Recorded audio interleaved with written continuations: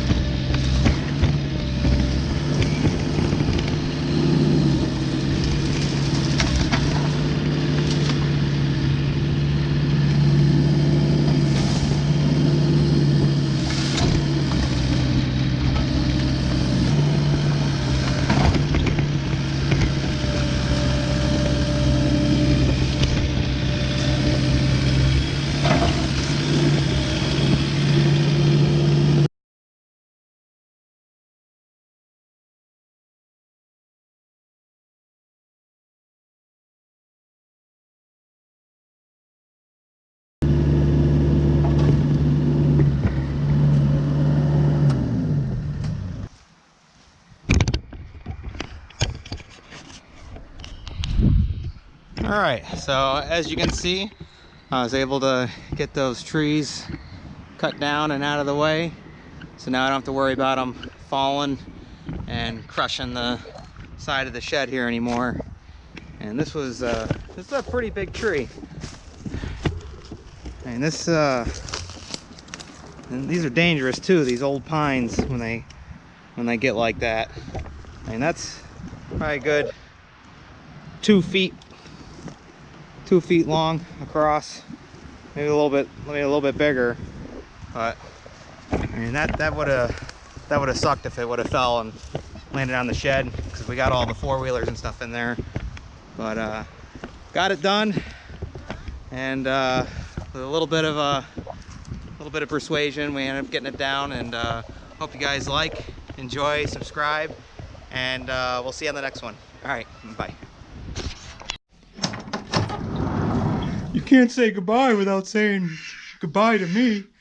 All right, Olaf. We'll see you on the next one. All right. Bye, Obo. Bye, guys.